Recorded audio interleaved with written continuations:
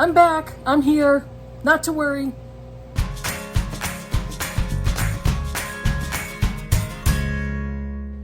Hey Booktube, it's Kim at Middle of the Book March, and this is my Bookish week for Sunday, August 13th. And I even looked before I started filming, and I thought, I'm gonna know the date. It still left me. So thanks everybody for encouraging comments on my post last week. Last week was just such a busy week. Nothing horrible, nothing awful that happened. Work was really busy and stressful. There's a few family things going on that were just busy. Yeah, pretty much that's it. And when I got home from work every day, I was exhausted. And normally I try to film both videos over the weekend, and I just didn't film a midweek video last weekend because we were busy. We were out and about, and then I just didn't have time during the week. So thanks for your patience and your encouraging words, and here I am. So today we're going to talk about my bookish week last week, and I'm going to show you the books I finished and what I have going on. And it was a good week. So honestly, isn't every week that we get to read a good week? I think so. So I finished 3 books last week. The first one is Farewell Happy Fields by Nora Holt. This was a buddy read with Britta.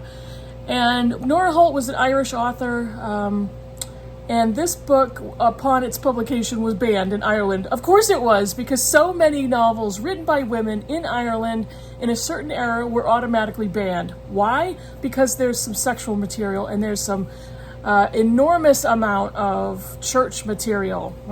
Don't do that in Irish country. So, Farewell Happy Fields is the story of Adam Palmer, who, this is in the era of World War II, and he, at the very beginning of the book, is being released from a psychiatric hospital, which at the time was called an asylum, after a 1-year stay.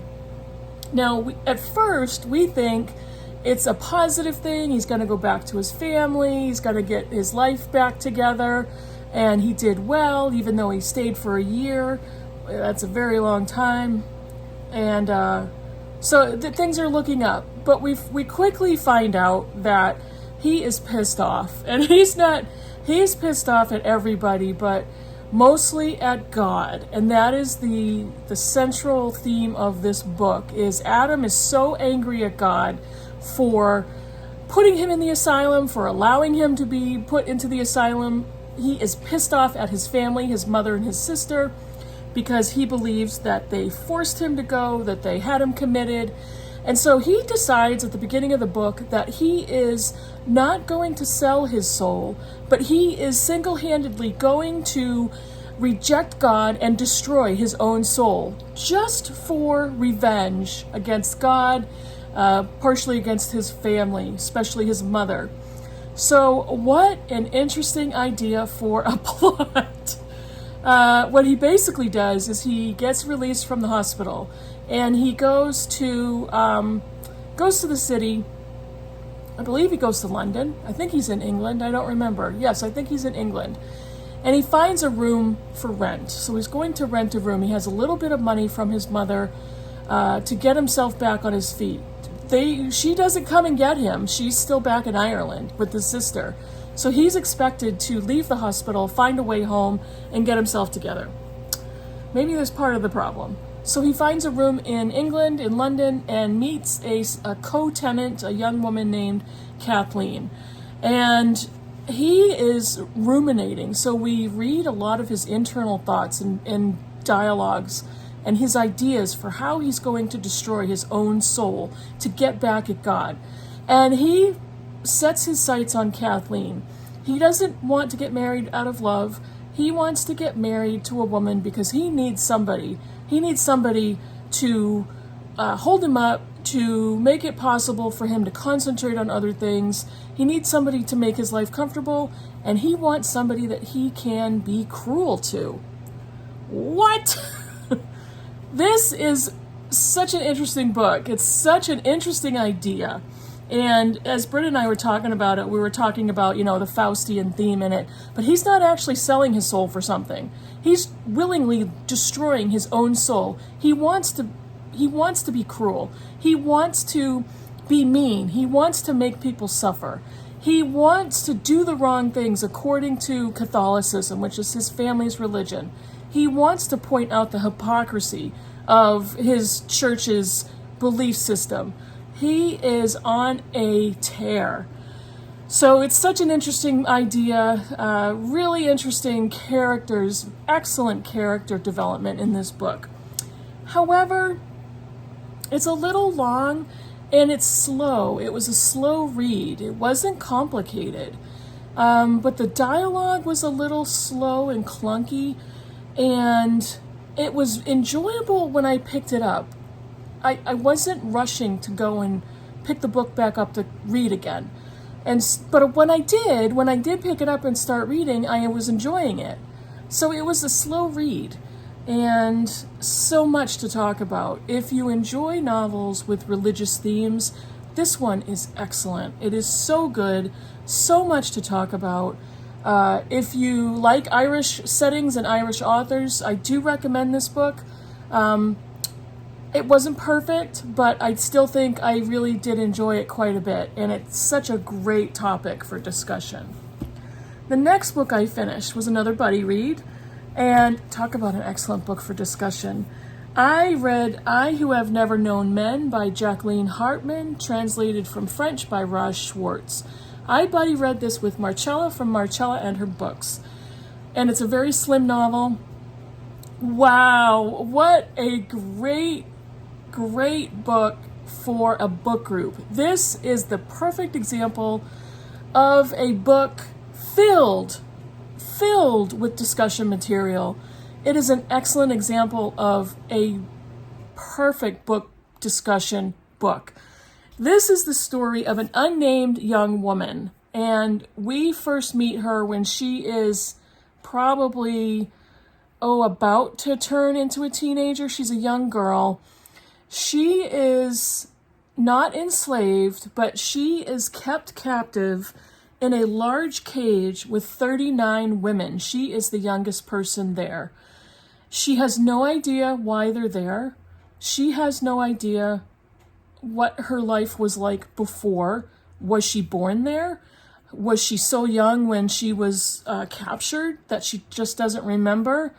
And that's kind of how we piece her life together previous to living in a cage. They are living what they determined to be in an underground facility.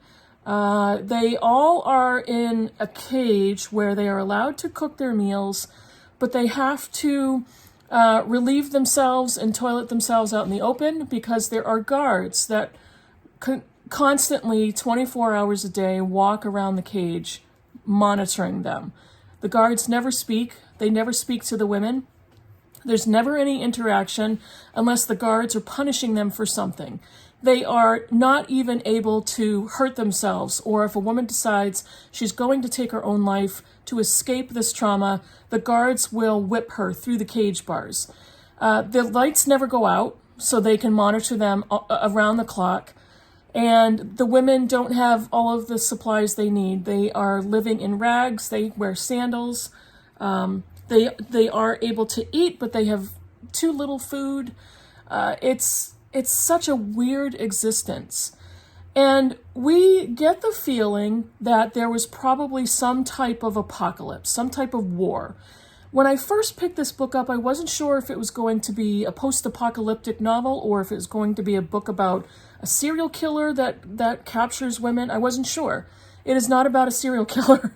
But eventually, this young girl finally realizes that she has a talent.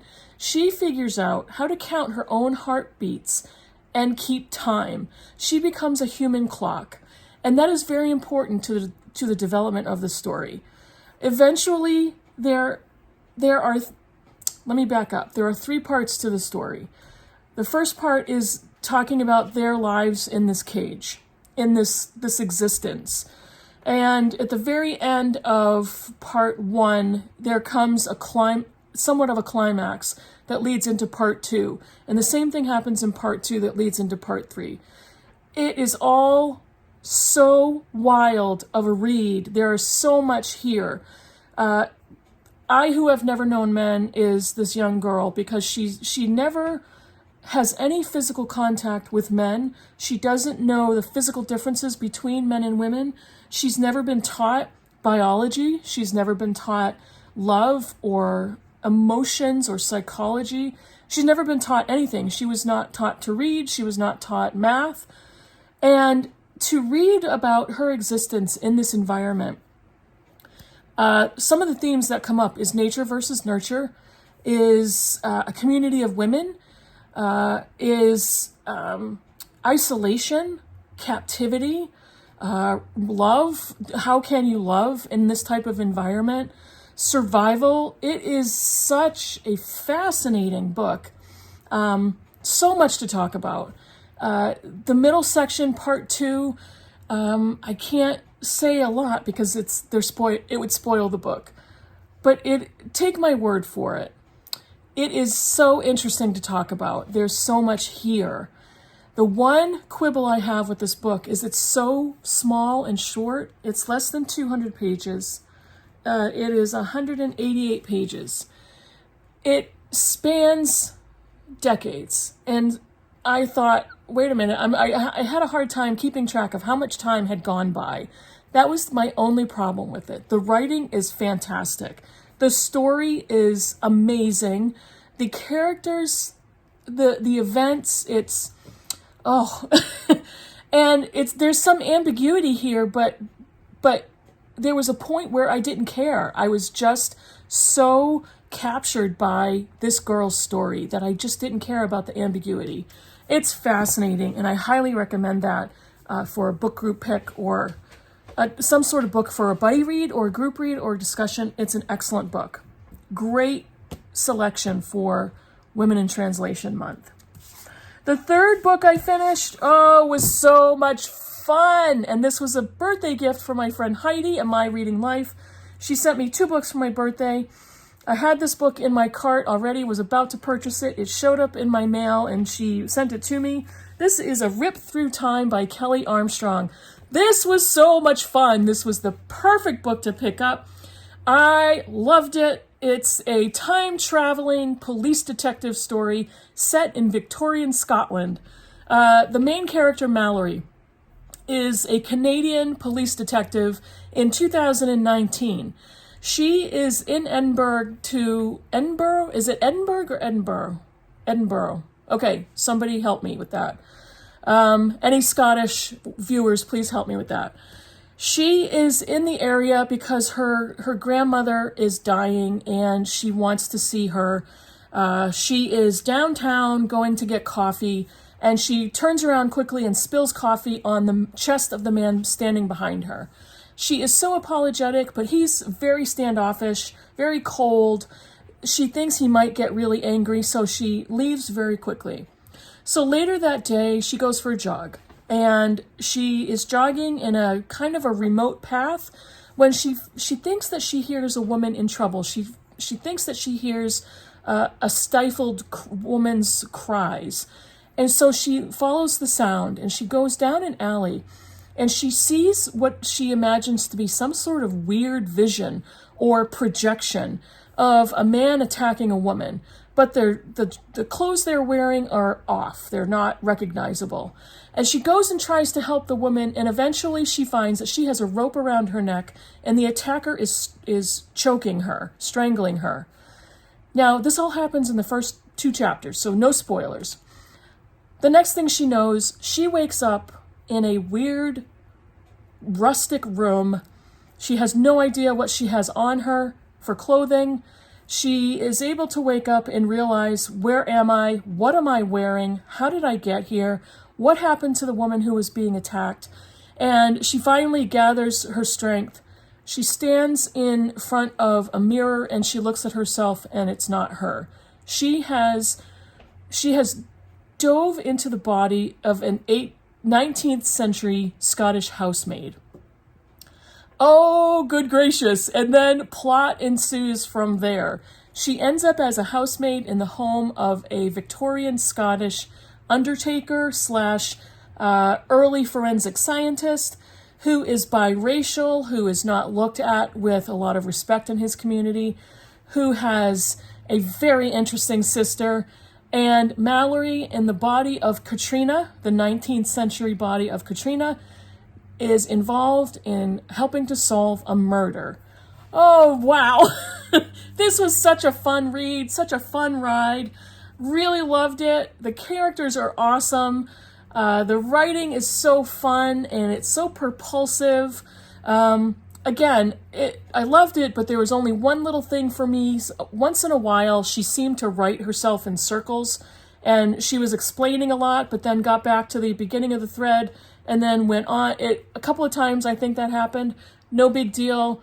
The ending was still not satisfactory. What is the word I'm looking for? It was a good ending. I felt really satisfied with this ending. It wasn't a mystery that left me high and dry. I really liked it, and I just had the best time reading this book. It's not a romance. There's no romance in it, which I actually liked. That would have been distracting for me. There are little blips here and there, but not a romance. It's kind of a time-traveling fantasy detective story. Perfect read, so much fun that I just bought the second in the series, The Poisoner's Ring. This is, I think, going to be a trilogy. So this is the next book in the series, and the third one is coming out next year, I think. 2024, but I don't know when. And I just can't wait. I can't wait to get to this one. I have other books I'm going to be reading first. And again, this is Edinburgh in 1869, and I believe this time it's a murder having to do with poison. So, yeah, I can't wait. It was so much fun. That's like it's when you have a fun reading experience, it's just happy. It makes me happy. I was just smiling the whole time. So, what am I currently doing? I'm currently reading 2 books.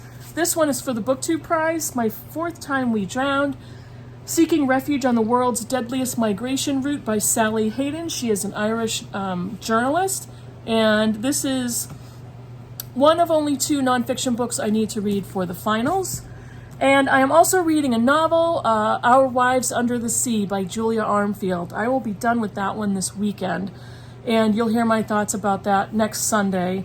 Yeah, another interesting one, so I'm really enjoying that read as well.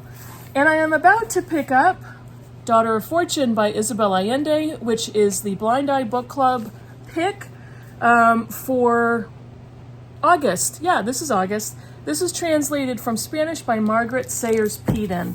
And looking forward to this one. Now, if you've read The House of the Spirits by Isabel Allende, it's almost like The House of the Spirits was her first novel, and then this goes back in time before The House of the Spirits. So this is the first in kind of a weird trilogy.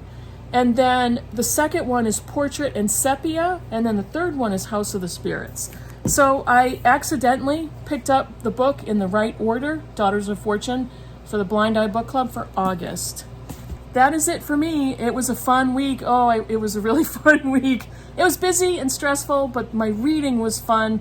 Really enjoyed myself. So let me know in the comments below what you think of any of the books I read or am reading, and I will see you in the next video. Bye, everybody.